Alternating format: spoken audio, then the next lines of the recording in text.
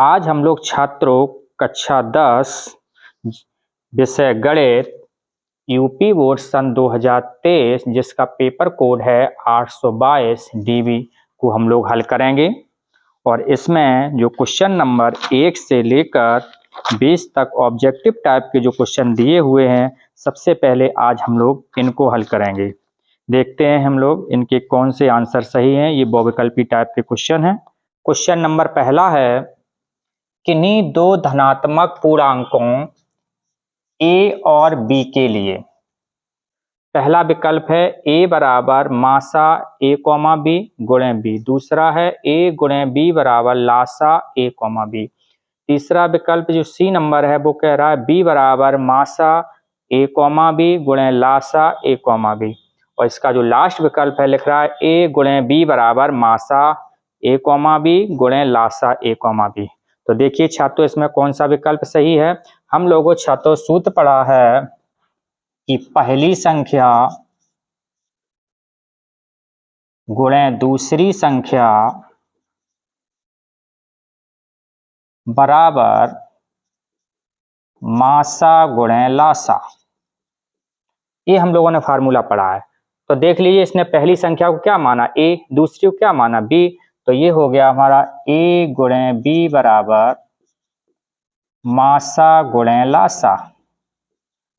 तो देख लीजिए छात्रों, कौन सा विकल्प सही है। a गुणे b बराबर मासा गुणे लासा। ये जो कोष्टक में लिखा है a, b, इससे छात्रों भ्रमित नहीं होना है। इनका मतलब है जो संख्याएं a और b हैं उनके हमें क्या लगाना है, यहाँ पर मासा गुणे उन्हीं संख्याओं का क्या है, लासा। तो देखिए छात्रों, कौन सा विकल्प हमारा सही है। ये डी विकल्प सही है। तो हम लोग हल में लिखेंगे डी विकल्प सही है। तो पहला क्वेश्चन का हमारा आंसर हो गया, ये जो डी नंबर का विकल्प है ये सही है। क्वेश्चन नंबर 2 है, एक शून्येतर परमेय संख्या एवं अपरमेय संख्या, एक परमेय संख्या है और दूसरी कौन सी है, अपरमेय संख्या का भागफल होता है। विकल्प दिए हुए हैं प्राकृतिक संख्या, अपरमेय संख्या, परमेय संख्या और पूर्ण संख्या।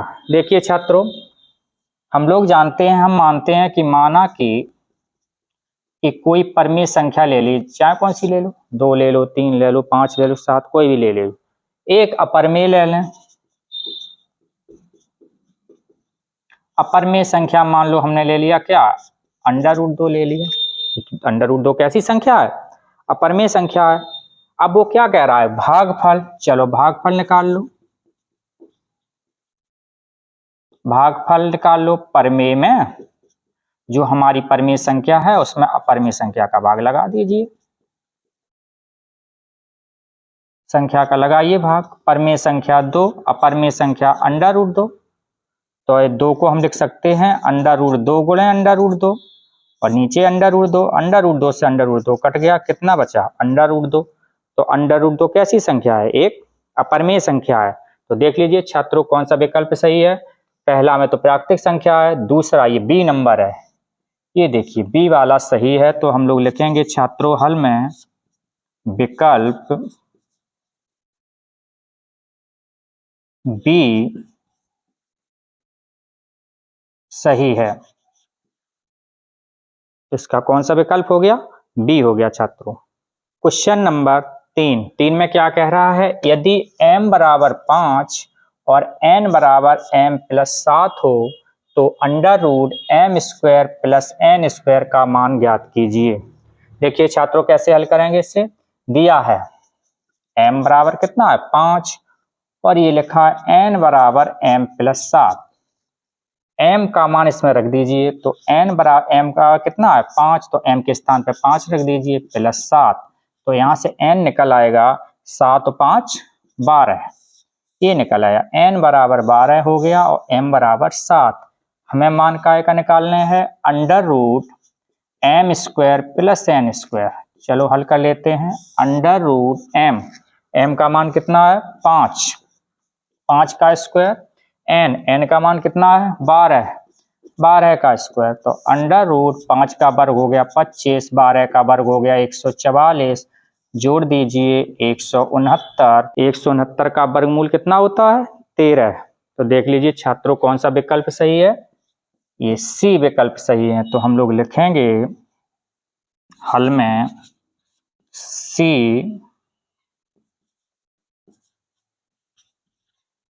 विकल्प सही है। तो ये तीसरा का कौन सा विकल्प सही हो गया? सी नंबर। क्वेश्चन नंबर 4 क्या कह रहा है कि किसी परमेय संख्या के समतुल्य परमेय संख्याएं होती हैं। विकल्प है 1, 2, 3 और अपरिभाषित। मान लीजिए कोई परमेय संख्या है 1/2, तो इसके समतुल्य बनाना चाहें तो हम अंश तथा हर में अगर हम 2 का गुणा कर दें तो ये कितनी बन जाएगी? 2/4। एक और बन गई, 2 हो गई। फिर एक बार मानते हैं 1/2 है, एक बार हम 3 का मल्टीप्लाई कर दें तो ये 3/6, ये तो एक और बन गई। चलो 1/2 में अब की बार हम लोग 4 का गुणा कर दें तो 4 एकम 4 और 4 दूनी 8, 3 हो गई।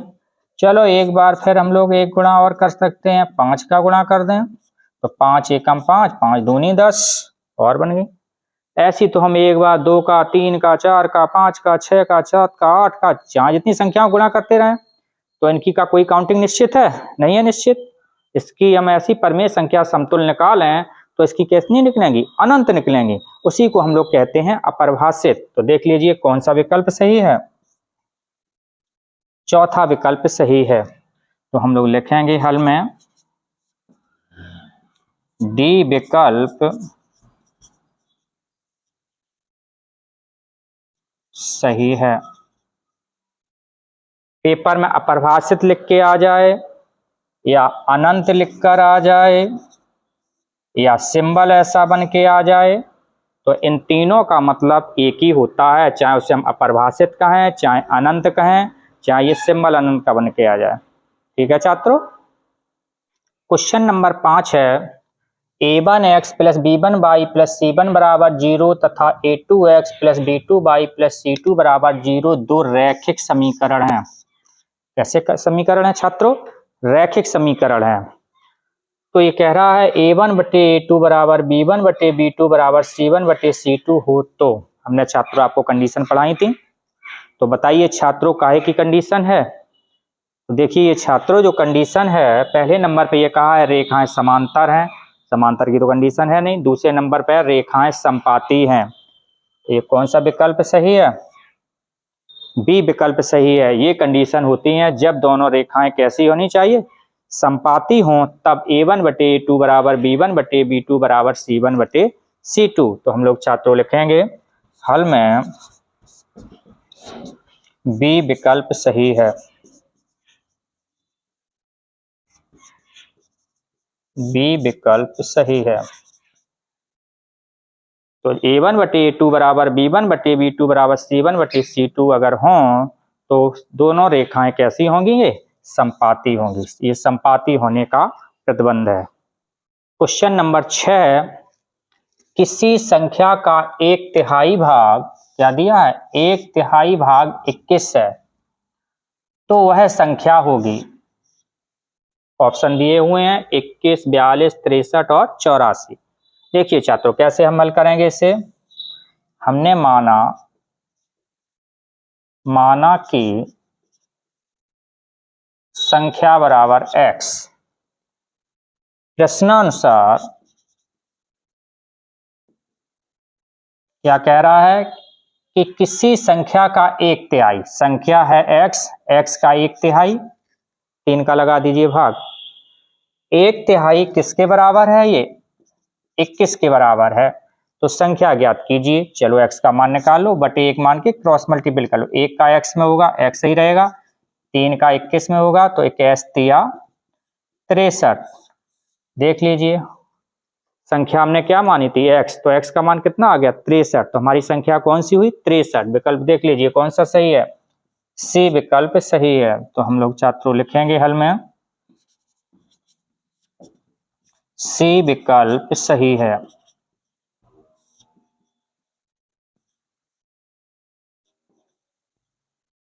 तो क्वेश्चन नंबर 6 का आंसर हो गया विकल्प नंबर सी।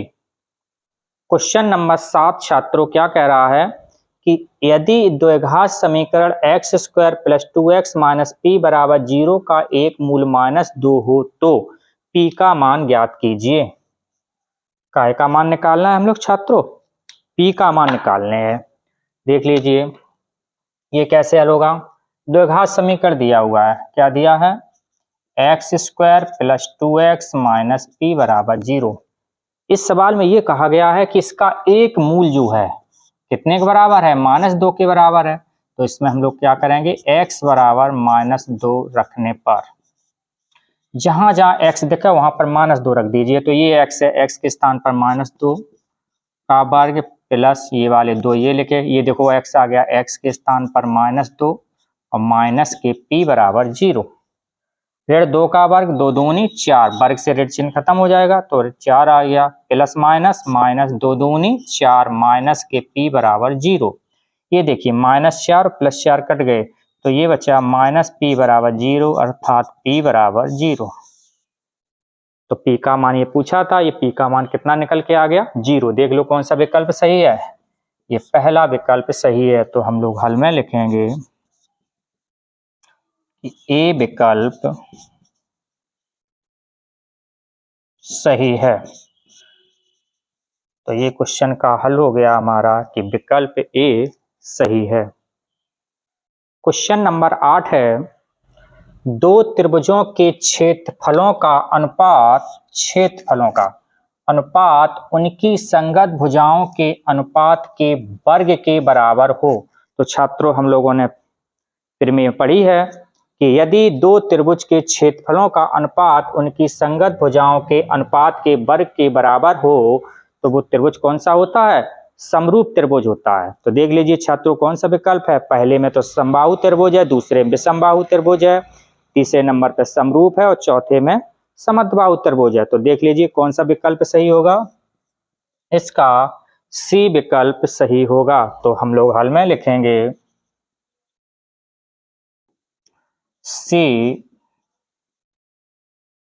विकल्प सही है। तो 8वें क्वेश्चन का आंसर हो गया विकल्प नंबर सी। क्वेश्चन नंबर 9 क्या कह रहा है, एक्स अक्ष पर स्थित एवं बिंदु 2, -5 तथा -2, 9 से समदूरस्थ बिंदु के निर्देशांक होंगे। किस अक्ष की बात कर रहा है? एक्स अक्ष पर। तो छात्रों हम लोग जानते हैं कि एक्स अक्ष पर y का मान कितने के बराबर होता है? 0 के बराबर होता है। अब वो कौन सी अक्ष की बात कर रहा है? एक्स अक्ष पर स्थित। तो हम लोग मानेंगे, माना कि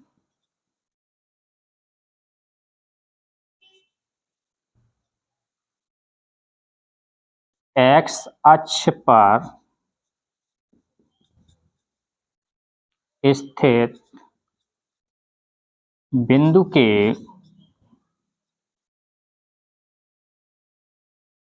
निर्देशांक हमने मान लिया p, जिसके कोऑर्डिनेट मान लिए हमने x, 0, क्योंकि x अक्ष पर y का मान कितना होता है? 0। तो y के स्थान पर कितना रहेगा? 0। अब ये कह रहा है ये समदूरस्थ हैं। तो छात्रों पहले थोड़ा चित्र से समझ लीजिए कि जैसे मान लो ये कोई बिंदु P है जिसके निर्देशांक है हमारे x, 0, ये कोई बिंदु A है, ये कोई बिंदु B है। हमने मान लिया A के निर्देशांक 2, -5 और B के निर्देशांक हमने इधर मान लिए -2, 9। ये कह रहा है जो बिंदु P है ये कैसा है? समदूरस्थ है। समदूरस्थ का मतलब समान दूरी पर स्थित है, यानी P से A के बीच की दूरी बराबर P से B के बीच की दूरी। तो देखो छात्रों सबसे पहले हम P से लेके A के बीच की दूरी निकाल लेंगे, फिर P से लेके B के बीच की दूरी निकाल लेंगे और समदूरस्थ हैं तो दोनों बराबर कर देंगे और वहां से हम लोग x का मान निकाल लेंगे। वो x का मान उठा के हम यहाँ पर रख देंगे, वही हमारा हो जाएगा आंसर। देखिए बड़ा जरूर सवाल थोड़ा है, सरल है, कठिन नहीं है ज्यादा। कैसे हल करेंगे? P के निर्देशांक हैं x, 0 और a के निर्देशांक हैं 2, -5। तो हमने ये मान लिया ये x1/1 और ये हो गए x2/2। तो हम लोग लिखेंगे PA के बीच की दूरी सूत्र का है √x1 - x2 का whole square plus y1 - y2 का होल स्क्वायर। x1 की जगह x है, x2 2 है, y1 0 माइनस ये सूत्र वाला y2 का स्थान माइनस के 5, ये देख लीजिए -5 है तो एक माइनस ये और एक अपना माइनस फार्मूला वाला, तो माइनस माइनस ये क्या हो जाएगा प्लस के 5 का होल स्क्वायर। बस हल कर लीजिए √a - b का होल वर्ग। ये छात्रों हम लोग कैसे हल करेंगे, हम लोगों ने फार्मूला पढ़ा है कि a - b का होल वर्ग बराबर a² + b² - 2ab और हमें होल वर्ग निकालने हैं x - 2 का होल स्क्वायर। तो हम लोग क्या देख रहे हैं छात्रों, a देखो a के स्थान पे कितना है x, b के स्थान पे कितना है 2। तो हमारे फार्मूला जो राइट हैंड साइड है जहां जहां a देखे वहां पर रखते जाइए x और जहां जहां b देखे वहां रखने जाइए 2 रख दीजिए।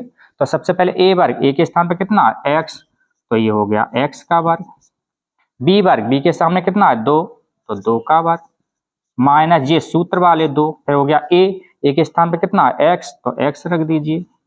b के स्थान पे कितना है 2, तो 2 रख दीजिए। बस x - 2 का होल वर्ग खुल गया, यही हम लोग यहाँ लिख देंगे। तो ये कितना हो जाएगा x का स्क्वायर प्लस 2 का स्क्वायर माइनस 2 सूत्र वाले x × 2 प्लस 5 में 0 जोड़ेंगे 5 ही रहेगा, तो ये 5 का वर्ग हो गया। तो ये आ जाएगा √x का स्क्वायर प्लस 2 का वर्ग 4 माइनस 2 दूनी 4x प्लस 5 का वर्ग 25।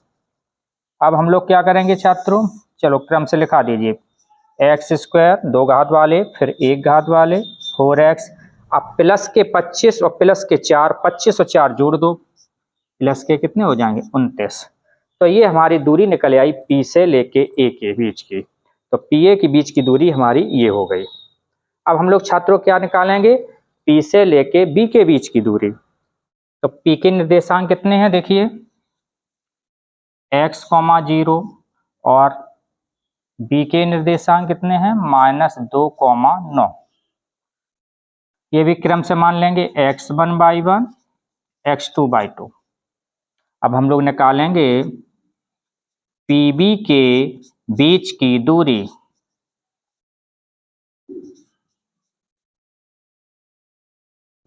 सूत्र अपना वही रहेगा जो अभी लिखा था √x1 - x2 का whole square plus y1 - y2 का होल स्क्वायर बराबर √ मान रख दीजिए x1 के स्थान पर x, x2 के स्थान पर -2। तो एक तो ये माइनस फार्मूला वाला हो गया और ये माइनस की कोऑर्डिनेट के ये 2 और माइनस के तो minus minus plus y1 0 y2 कितना है 9। तो ये हो जाएगा √ अब देखिए छात्रों हमें x + 2 का होल वर्ग खोलना है। कैसे खोलेंगे, हम लोग छात्रों सूत्र पढ़ा है कि a + b का होल वर्ग बराबर a² + b² प्लस के 2ab। ये फार्मूला पढ़ा हम लोगों ने। हमें किसका वर्ग निकालने हैं x + 2 का होल वर्ग। तो छात्रों हम लोग क्या करेंगे, देखो a के स्थान पर देखो कितना लिखा है x, b के स्थान पर 2। तो राइट हैंड साइड में जहां जहां a देखे वहां पर x रख दीजिए और जहां जहां b देखे वहां पर 2 रख दीजिए। हल कर लीजिए, देखिए a के स्थान पे x लिखेंगे तो x का वर्ग प्लस b के स्थान पे देखिए छात्रों कितना लिखा है 2, तो ये 2 का वर्ग हो जाएगा प्लस 2 ये फार्मूला वाले, फिर आ गया a की जगह x, b के स्थान पर 2। तो ये निकल के आ गया हमारा x + 2 का होल वर्ग। ये मान उठा के यहाँ रख दीजिए तो कितना हो जाएगा x का स्क्वायर प्लस 2 का स्क्वायर प्लस 2 × x × 2 प्लस ये वर्ग से ऋण चिन्ह खत्म हो जाएगा तो ये किसका वर्ग हो जाएगा सिर्फ 9 का होल वर्ग। सरल कर लीजिए तो अंडर रूट एक्स का स्क्वायर प्लस 2 का वर्ग हो गया 4 प्लस 2 दूनी 4x प्लस 9 का वर्ग 9 निम 81। क्रम से लिख दीजिए, अवरोही क्रम में सबसे बड़ी घात वाला पहले, फिर प्लस के उससे कम घात वाला, उसके बाद अचर संख्या 81 में 4 जोड़ दीजिए 85। ये हमारा निकल के आ गया है पीबी के बीच की दूरी। अब देखिए छात्रों, प्रश्नानुसार ये क्या कह रहा है, ये कैसे है, समदूरस्थ है, तो हम लोग लिखेंगे छात्रों प्रश्नानुसार पीए के बीच की दूरी बराबर पीबी के बीच की दूरी।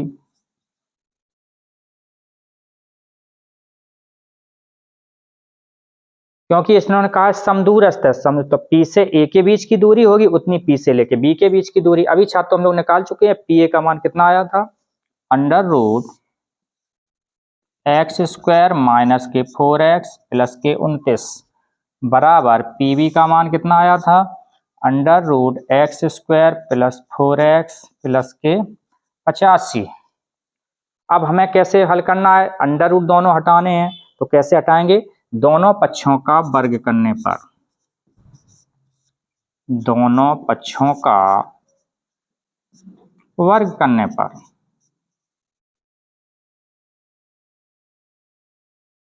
जब दोनों पक्षों का छात्रों हम लोग वर्ग करेंगे, लेफ्ट हैंड साइड का भी वर्ग करेंगे और राइट हैंड साइड का भी वर्ग करेंगे।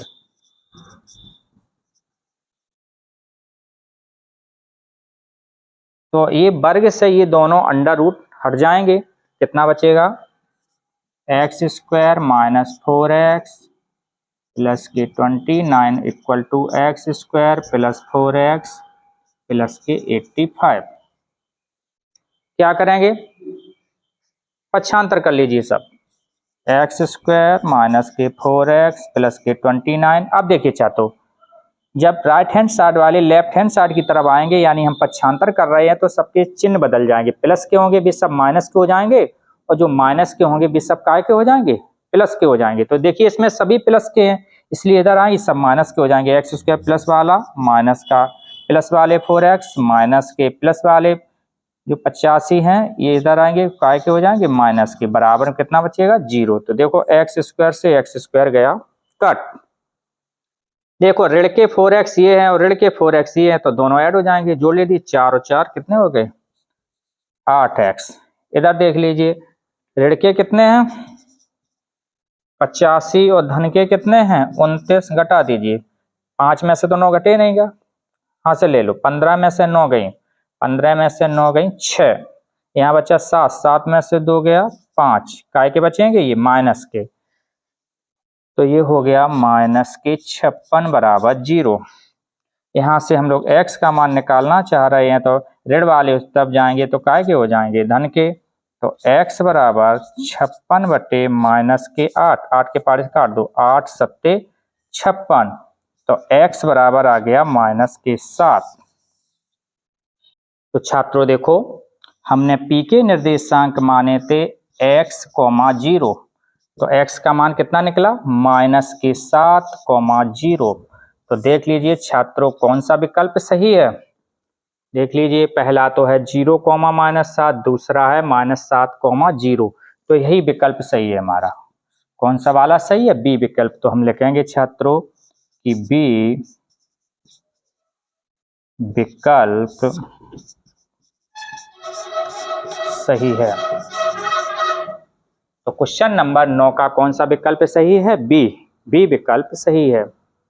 क्वेश्चन नंबर 10 क्या कह रहा है कि त्रिभुज ABC एक समद्विबाहु त्रिभुज है जिसमें AB बराबर AC। तो ये पूछ रहा है इसमें से कौन सा विकल्प सही है। देखिए छात्रों सबसे पहले यही समझिए समद्विबाहु त्रिभुज कहते किसे हैं।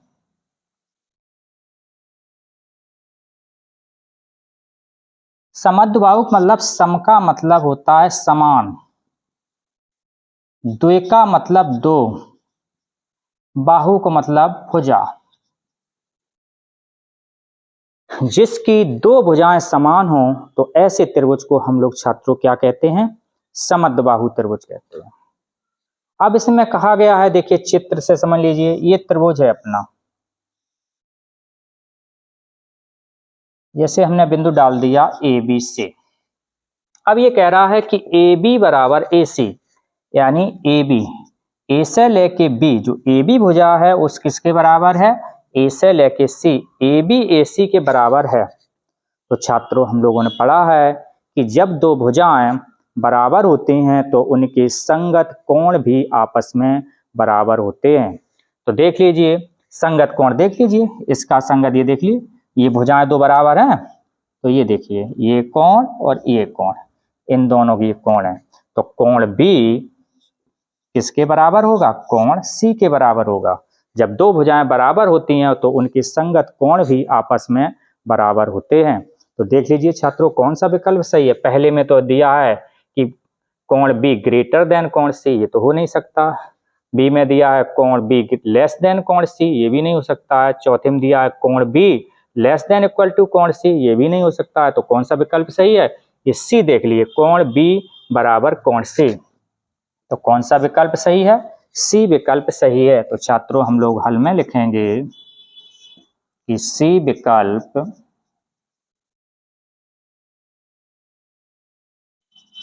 सही है। तो 10 का कौन सा सही हो गया? सी नंबर।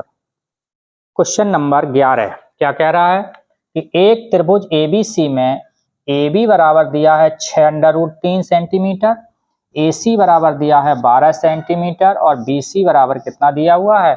6 सेंटीमीटर हो तो कोण बी होगा, यानी कोण बी का मान पूछ रहा है।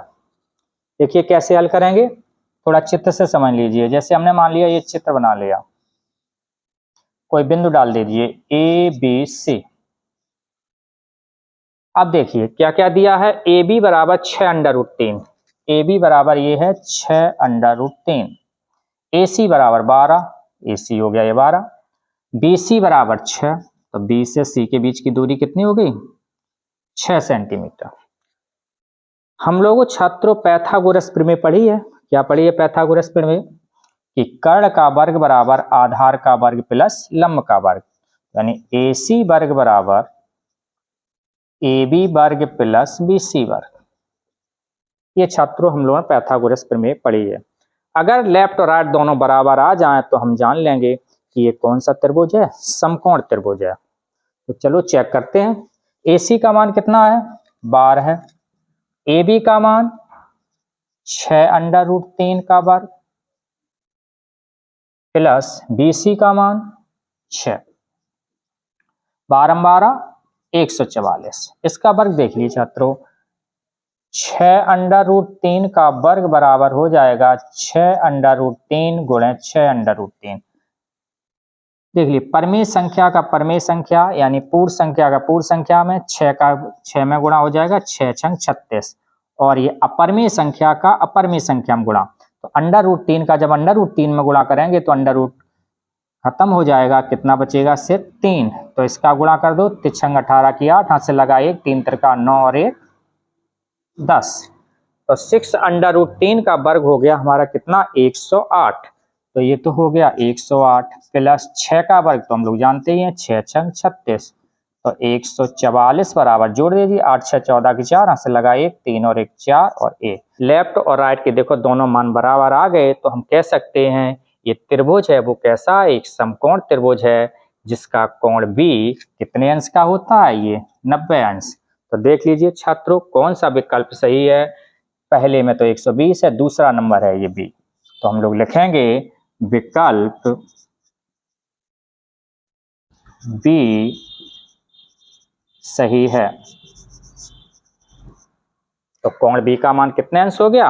90 अंश हो गया। विकल्प बी सही है। क्वेश्चन नंबर 12 छात्रों देखो कैसे हल करेंगे। क्या क्या है कि एक समबाहु त्रिभुज एबीसी की भुजा 2a है, उसके प्रत्येक शीर्ष लंब की लंबाई ज्ञात कीजिए। शीर्ष लंब की लंबाई ज्ञात करना है। पहले चित्र से समझे छात्रों। सबसे पहले हमने मान लिया ये कोई एक त्रिभुज है, और वो त्रिभुज कैसा है? समबाहु त्रिभुज। तो सबसे पहले समबाहु त्रिभुज के बारे में समझिए। समबाहु त्रिभुज किसे कहते हैं? कि ऐसा त्रिभुज जिसकी सभी भुजाएं समान हो, तो ऐसे त्रिभुज को हम लोग समबाहु त्रिभुज कहते हैं। जैसा कि नाम है, सम का मतलब समान और बाहु का मतलब है भुजा। तो ऐसा त्रिभुज जिसकी सभी भुजाएं समान हो समबाहु त्रिभुज कहलाता है। तो इसने कहा एक समबाहु त्रिभुज एबीसी की भुजा 2a है, तो भुजा 1 की बात कर रहा है 2a। जब समबाहु त्रिभुज है तो उसकी सभी भुजाएं बराबर होगी, तो इसका मतलब है हम लोग एक चित्र में लिखेंगे, बिंदु डालेंगे एबीसी। तो जब ये भी 2a हो गई, ये भी 2a हो गई, ये भी 2a हो, तीनों भुजाएं बराबर हो जाएंगे। तो उसके शीर्ष लंब की लंबाई ज्ञात करनी है। तो शीर्ष, ये शीर्ष होते हैं ए बी सी, ये क्या कहलाते हैं छात्रों? ये शीर्ष कहलाते हैं। अब शीर्ष से लंब डाल दीजिए। चलो ये हमने लंब डाल दिया। जब ये लंब डाल दिया छात्रों, तो क्या होगा कि चूंकि समबाहु त्रिभुज है, प्रत्येक भुजा बराबर है, तो जब लंब डालेंगे तो जो सामने वाली भुजा है, जो जितनी लंबाई होती है उस ठीक मध्य में, लंब कहाँ पड़ेगा? ठीक मध्य में पड़ेगा। तो वो भुजा है 2 भागों में बट जाएगी। तो टोटल लंबाई होती 2a, तो ये रह गई a और इधर की भी हो गई a। कोई मध्य बिंदु हम डाल लें, कोई बिंदु हमने मान लिया है d।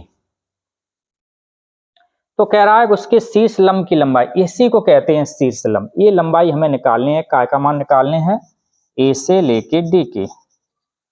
तो छात्रों हम लोग क्या देखते हैं, जब किसी भुजा पर लंब डाला जाता है तो वो कितने अंश पे पड़ता है? 90 अंश पे। तो ये हमारा एंगल हो गया 90 डिग्री। तो हमारे चित्र से हम लोग निकाल सकते हैं, पैथागोरस प्रमेय हम लोगों ने पढ़ी है क्या, कि कर्ण का वर्ग बराबर आधार का वर्ग प्लस लंब का वर्ग। तो देखिए छात्रों कैसे हम लोग करेंगे हल, कि त्रिभुज ADB में AB वर्ग बराबर AD वर्ग प्लस BD वर्ग। छात्रों हमने पढ़ा है पैथागोरस की कर्ण का वर्ग बराबर आधार का वर्ग प्लस लंब का वर्ग। चलो रख दीजिए मान। AB का मान कितना है? 2a, तो यहाँ पर रख देंगे 2a का वर्ग। AD तो हमें ज्ञात ही करना है, तो AD का वर्ग। BD देख लीजिए, BD कितना हो गया? A, तो ये हो गया a का वर्ग, वर्ग कर दिए 2 का वर्ग, 4a स्क्वायर बराबर AD वर्ग प्लस a स्क्वायर, प्लस वाले स्क्वायर इस तरफ आएंगे, माइनस के हो जाएंगे बराबर AD वर्ग। घटा दीजिए, 4a स्क्वायर में से a स्क्वायर एक कम हो जाएगा, कितना बचेगा? 3a square. तो 4 में से एक a स्क्वायर कम हो गया, तो ये आ गया 3a स्क्वायर बराबर AD वर्ग। तो इधर से वर्ग घटेगा तो इधर लग जाएगा √3a स्क्वायर बराबर AD। तो ये आ जाएगा √3a स्क्वायर का मतलब अगर गुणनखंड करें तो a गुणे a बराबर AD। ये बाहर निकल आएगी, 3 का जोड़ा बना नहीं है, तो ये √ के भीतर ही रहेगी बराबर AD। यही हमारा आंसर हो गया। तो शीर्ष लंब की लंबाई जो पूछी है, शीर्ष लंब की लंबाई बराबर हो जाएगी a√3। देख लीजिए छात्रों कौन सा विकल्प सही है। पहला नंबर में है a√3। वेरी गुड, पहले ही नंबर पे मिल गया विकल्प। तो हम लिखेंगे कि विकल्प ए सही है। तो क्वेश्चन नंबर 12 का आंसर हो गया विकल्प नंबर ए। क्वेश्चन नंबर 13 छात्रों देखिए, ये देखो त्रिकोणमिति का सवाल है। क्या पूछा है? यदि साइने बराबर कौसे हो तो ए का मान ज्ञात कीजिए। सरल है बिल्कुल। हल में देखो कैसे करेंगे हम लोग। ये दिया हुआ है क्या, साइने बराबर कौसे। तो क्या करेंगे छात्रों, दोनों पक्षों में चाहे साइने से भाग दे दीजिए, चाहे कौसे से भाग दे दीजिए, किसी एक का भाग दे दीजिए। तो हम लोग छात्रों लिखेंगे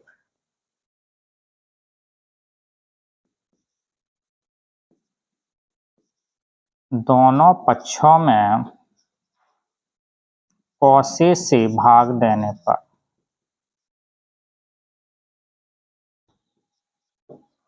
ये आपको रटना नहीं है कि साइन का भाग देने की कॉस का भाग देने, चाहे साइन का भाग दोनों पक्षों में दे दीजिए, चाहे कॉस का भाग दे दीजिए। हमने किसका भाग दिया? कॉस का। चलो दे दीजिए भाग।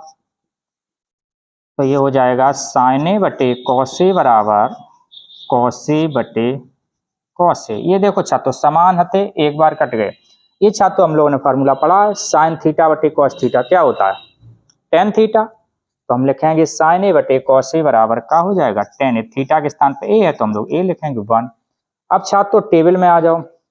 हमने जो आपको टेबल बनवाई है, sine cos tan sec cosec cot सब मान लिखाए हैं। तो आपको ये देखना है लेफ्ट हैंड साइड में जो क्या लिखा है? टेन।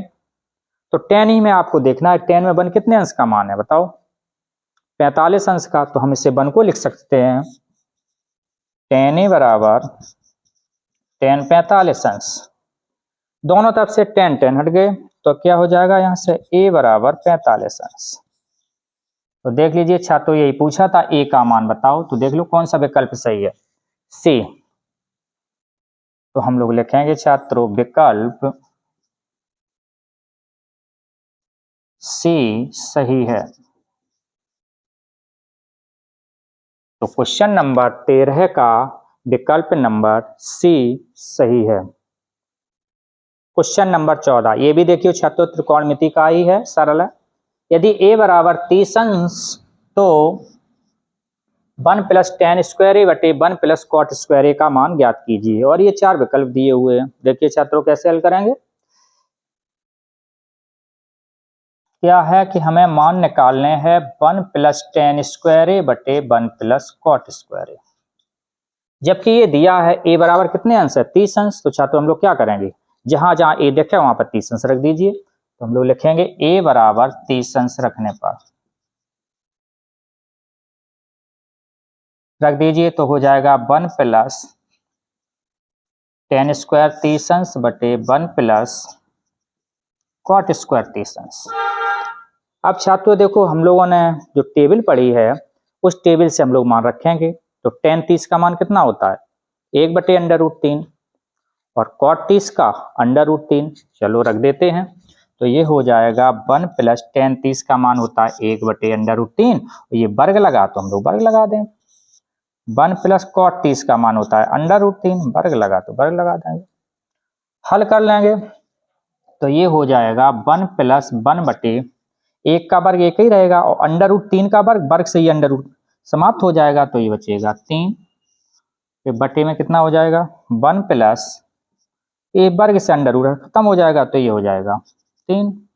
ऊपर वाली भिन्न है, हल कर लीजिए। कैसे हल करोगे? बटे 1 लेके एलसीएम ले लो। 3 एकम 3, त्रिया गुणा कर दो। 3 एकम 3 प्लस 1 एकम 1 बटे 3 और 1 4। ऊपर जोड़ लीजिए 3 और 1 कितना होता है? 4। तो 4 बटे 3 बटे 4। अब ये कैसे हल करोगे? देखो ऊपर की संख्या तो अंश बटे हर के रूप में लिखी है लेकिन नीचे की संख्या अंश बटे हर के रूप में नहीं लिखी है। तो हम लोग क्या करेंगे? जो नहीं लिखी है उसको हम लिख लेंगे, बटे 1 मान लेंगे। अब नियम क्या होता है? पहली गुणे चौथी के अनुसार 1 का गुणा हो जाएगा 4 में तो ये हो जाएगा 4 में गुणा ये बटे इस वाले का इसमें गुणा हो जाएगा तो 3 गुणे 4। ये देखो समान है तो 4 से 4 कट गए तो हमारा आंसर आ गया 1 बटे 3।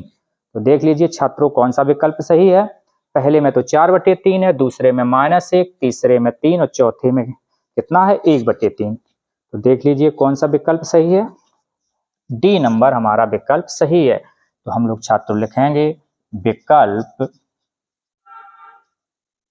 डी सही है। तो क्वेश्चन नंबर 14 का आंसर हो गया विकल्प नंबर डी।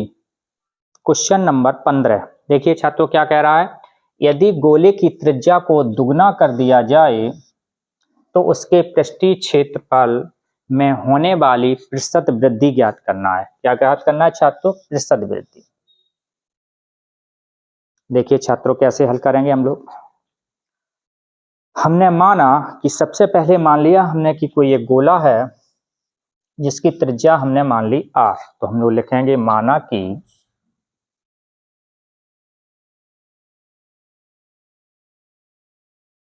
गोले की त्रिज्या बराबर r। तब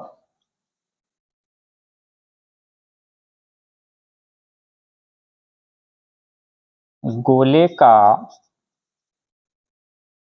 पृष्ठीय क्षेत्रफल,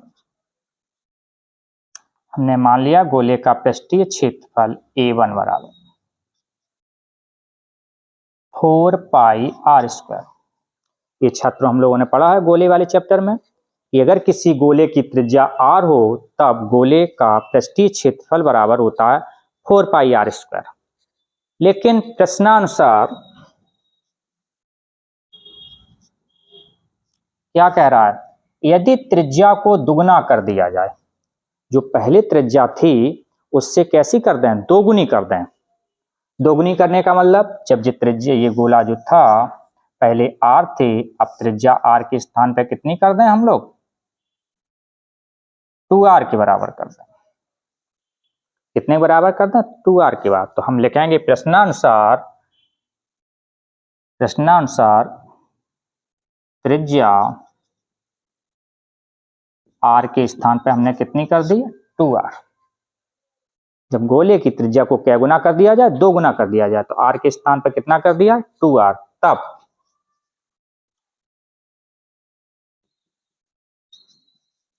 गोले का पृष्ठीय क्षेत्रफल हमने मान लिया हो गया A2 बराबर कितना हो जाएगा, r के स्थान पर 2r रख दीजिए, तो 4 पाई r के स्थान पर 2r रखेंगे, 2r का होल स्क्वायर, तो ये हो जाएगा 4 पाई 2 का वर्ग 4, r का वर्ग r स्क्वायर, तो ये 4 चौको 16 पाई r स्क्वायर। ये मान निकल आया A2। क्षेत्रफल इतना हो गया पृष्ठीय क्षेत्रफल। पूछ क्या रहा है, उसके पृष्ठीय क्षेत्रफल में होने वाली वृद्धि। तो सबसे पहले देख लें वृद्धि कितनी हुई, तो वृद्धि बराबर लिखते हैं A2 माइनस A1। पहले देखो इतनी थी 4 पाई आर स्क्वायर, इसके बाद कितनी हो गई 16 पाई आर स्क्वायर, तो इसमें A2 में से A1 घटा दो, पता चल जाएगा कितनी वृद्धि हुई। तो कितनी हो जाएगी, तो ये हो जाएगा 16 pi r square minus 4 pi r square, घटा दिए 16 में से 4 घटा दो 12 पाई आर स्क्वायर। ये निकल आई हमारी वृद्धि। लेकिन क्वेश्चन में वृद्धि अकेली नहीं पूछी है, उसने पूछा है प्रतिशत वृद्धि। प्रतिशत वृद्धि निकालने हैं, तो देखो कैसे हल करेंगे हम लोग लिखेंगे प्रतिशत वृद्धि बराबर प्रतिशत वृद्धि का सूत्र होता है हमारा वृद्धि गुणे 100 बटे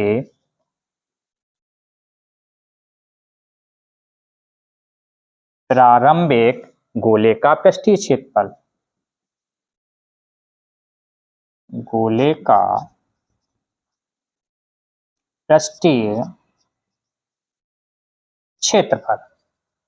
तो वृद्धि हमारी कितनी हुई है, 12 पाई आर स्क्वायर, तो ये बराबर हो जाएगा 12 पाई आर स्क्वायर गुणे 100 बटे प्रारंभिक गोले का पृष्ठीय क्षेत्रफल। देख लीजिए शुरू में कितना था 4 पाई आर स्क्वायर, जब त्रिज्या आर थी, तो 100 का 3 में गुणा करोगे 100 तिया 300। तो देख लीजिए कितने प्रतिशत वृद्धि हुई है, 300% वृद्धि हुई है। देख लीजिए कौन सा विकल्प सही है, तो देख लीजिए छात्रों, ए में तो 100 है, बी में 200 है, सी में 300।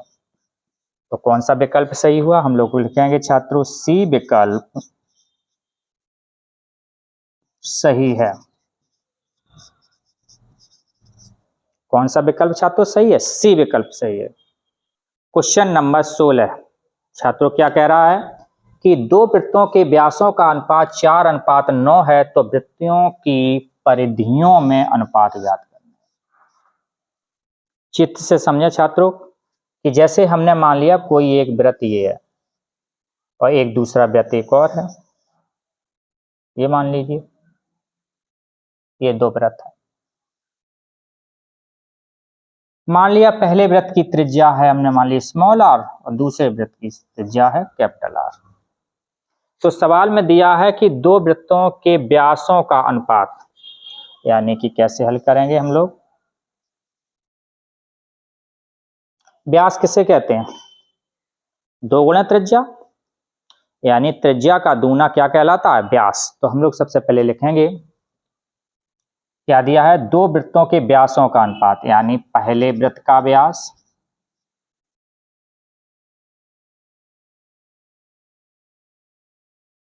बटे दूसरे वृत्त का व्यास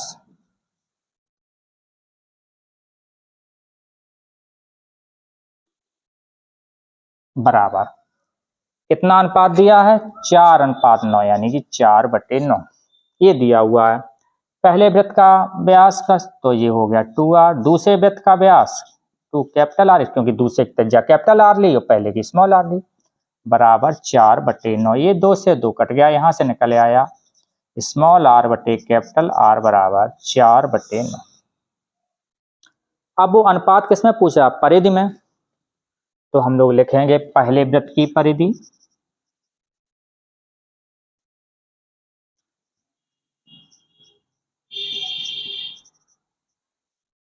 बटे दूसरे वृत्त की परिधि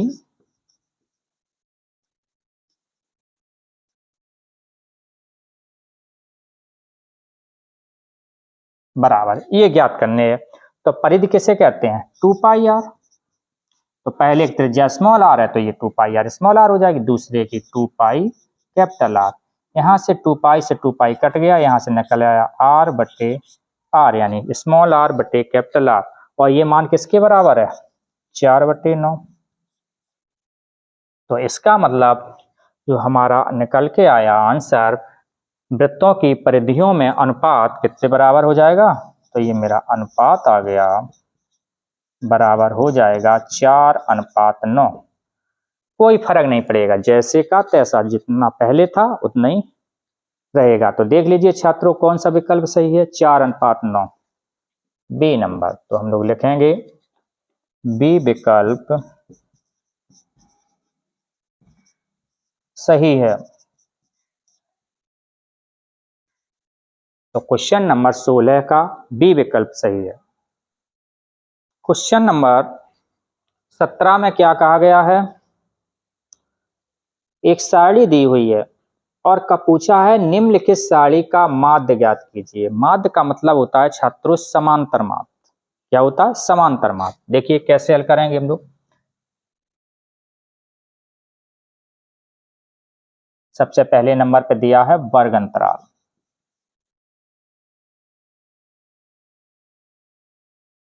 उसके बाद दिया है बारंबारता। वर्ग अंतराल कितना दिया है, 0 से 2, 2 से 4, 4 से 6, 6 से 8 और 8 से 10। बारंबारता कितनी है, 3, 1, 5, 4 और 7। कैसे हल करेंगे, इसमें सबसे पहले हम लोग निकालेंगे छात्रों मध्यपद। मध्यपद कैसे निकालेंगे, मध्यपद को हम लोग x से रिप्रेजेंट करते हैं। x का मतलब है, कैसे निकालेंगे, ये देखिए, जैसे 0 से 2 है तो इन्हें दोनों को जोड़ लो, 0 + 2 और 2 का लगाते जाओ भाग, तो 2/2, 2 एकम 2, तो ये आ गया 1।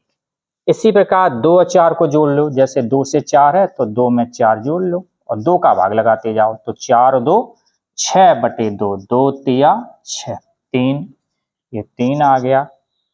4 में 6 जोड़ लो, 4 से 6 है तो 4 में अगर हम 6 जोड़ें और 2 का भाग लगाएं तो 6 और 4 10, 10 में 2 का भाग लगाओ, 2 पंचे 10, ये आ गया 5।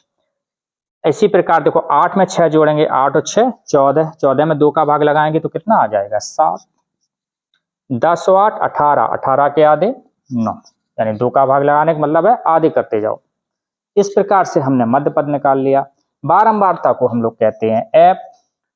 अब हम लोग निकालेंगे f गुणे x, f और x का गुणा कर दो, 3 एकम 3, 1 का 3 में 3, 5m 25, 4 सत्ते 28, 9 63, n बराबर f वाले सब जोड़ लो, वो n कहलाते हैं, जोड़ो, 3 और 1 4 और 5 9, 9 4 13, 13 7 20, n का मान निकल आया 20। इधर जोड़ लीजिए, 3 3 6 5 11, 11 और 8 19 और 19 और 3 22, 22 की 2 हाथ से लगा 2 2 4 2 6 और 6 12। इसे हम लोग कहेंगे सिग्मा एफ एक्स। जोड़ को कहते हैं सिग्मा और किससे जोड़ा है एफ और एक्स, तो ये हो गया सिग्मा एफ एक्स बराबर 122। अब हमने छात्रों सूत्र पढ़ा है,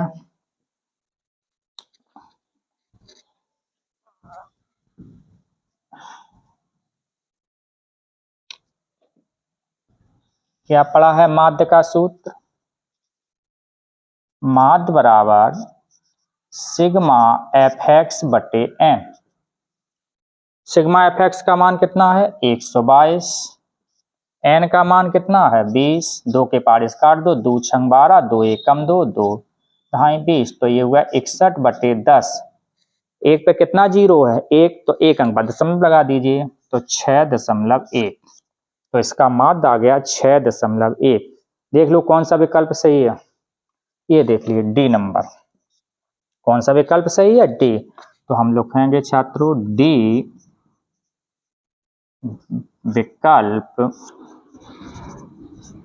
सही है। तो क्वेश्चन नंबर 17 का डी विकल्प सही है। क्वेश्चन नंबर 18 क्या कह रहा है छात्रों, किसी बारंबारता बंटन का माध्य दिया है कितना है 24.1 और बहुलक दिया हुआ है 28, तो उसका माध्यक क्या होगा। क्या सूत्र पड़ा हुआ है कि बहुलक बराबर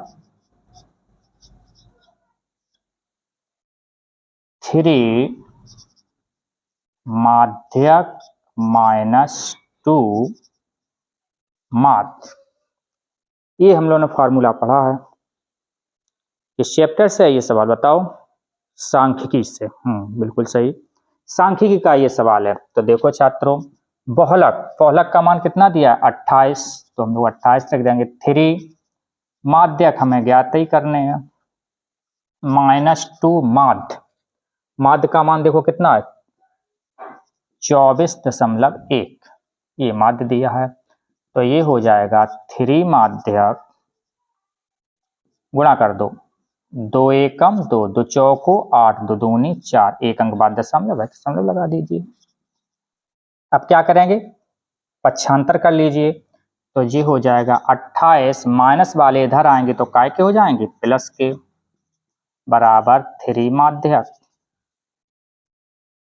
जोड़ लीजिए 28 में 48.2 जोड़ दीजिए तो कितना हो जाएगा 8 8 16 की 6, यहाँ से लगा 1, 4 2 6 और 1, 76.2 बराबर 3 माध्यक।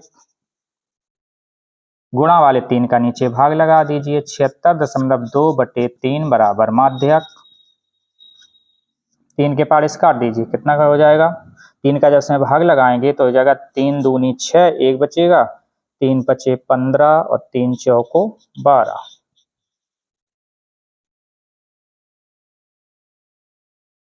देख लीजिए कौन सा विकल्प सही है 25.4। देख लीजिए पहला 25 है, दूसरा 26 है, तीसरा मिल गया ये 25.4। तो हम लोग लिखेंगे छात्रों सी विकल्प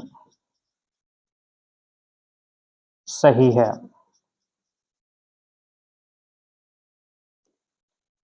तो क्वेश्चन नंबर 18 का कौन सा विकल्प हुआ सी विकल्प सही है।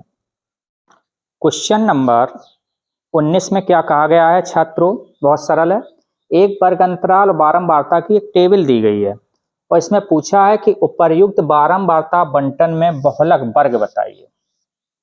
क्या पूछा है बहुलक वर्ग बताइए। तो बहुलक वर्ग हम लोग छात्रों कैसे हल करेंगे, सबसे पहले ये देखना पड़ता है इसमें कि ये देखो बारंबारता सबसे अधिक किसकी है, 11 है, 21, 23, 14 है, 5। तो देख लो सबसे ज्यादा बारंबारता कितनी है 23 है, तो जिसकी बारंबारता सबसे अधिक हो उसी में देख लीजिए वर्ग अंतराल कितना है, ये देखो 20 से 30। तो देख लीजिए कौन सा विकल्प सही है 20 से 30, ये बी विकल्प सही है। तो हम लोग लिखेंगे छात्रों बी विकल्प सही है। यही उसने पूछा है बहुलक वर्ग बताइए, तो देख लीजिए कौन से वर्ग में 20 से 30, 20 से 30, तो विकल्प नंबर बी सही है। देखो छात्रों, हमारे बुजुर्गों ने एक कहावत कही है। क्या कही है? कि दुर्घटना से देर भली। क्या कहा है? दुर्घटना से देर भली। ऐसा क्यों कहा? ये इसलिए ऐसा कहा कि देर कितनी भी हो जाए लेकिन दुर्घटना नहीं होनी चाहिए। अगर आप मान लो जल्दबाजी में कहीं गए, कोई एक्सीडेंट हो गया, तो फिर क्या करोगे? परे परे हलवाई पियो खटिया पे और का, बताओ। तो इसलिए दुर्घटना से देर भली। ठीक उसी प्रकार हमारे गणित में भी ऐसा ही है। क्या है? कि सवाल लगाने में देरी कितनी भी क्यों ना हो जाए, हमारा वीडियो लंबा कितना भी क्यों ना हो जाए, लेकिन जो भी हम पढ़ें वो हमें अच्छी तरह से समझ में आना चाहिए। क्या आना चाहिए? जो सवाल हैं वो हमारे अच्छी तरह समझ में आने चाहिए। चलो देखिए छात्रों, इसका सवाल लास्ट है 20 नंबर। क्या कह रहा है? माद माध्यक एवं बहुलक के बीच संबंध होगा। माद माध्यक एवं बहुलक के बीच संबंध होगा। तो देख लीजिए छात्रों, कौन सा विकल्प सही है इसका। पहले नंबर पर लिखा है माध्यक बराबर 2 बहुलक प्लस 3 माद। दूसरे नंबर है बहुलक बराबर 3 माध्यक माइनस 2 माद। तीसरा है बहुलक बराबर 2 माद माइनस 3 माध्यक। और चौथा है माद बराबर 3 माध्यक माइनस 2 बहुलक। तो छात्रों इसका कौन सा विकल्प सही है? विकल्प नंबर बी सही है। हमारा होता है बहुलक बराबर 3 माध्यक माइनस 2 माद। विकल्प कौन सा सही है? बी सही है। ये तो डायरेक्ट फार्मूला ही था, इसको तो हल करना नहीं है। तो इस प्रकार से आपके ये 20 क्वेश्चन जो ऑब्जेक्टिव टाइप के हुए ये कंप्लीट हुए। आप लोग इन्हें अवश्य तैयार कर लें आगामी परीक्षा के लिए। हो सकता है कुछ क्वेश्चन रिपीट भी हो जाएं। धन्यवाद।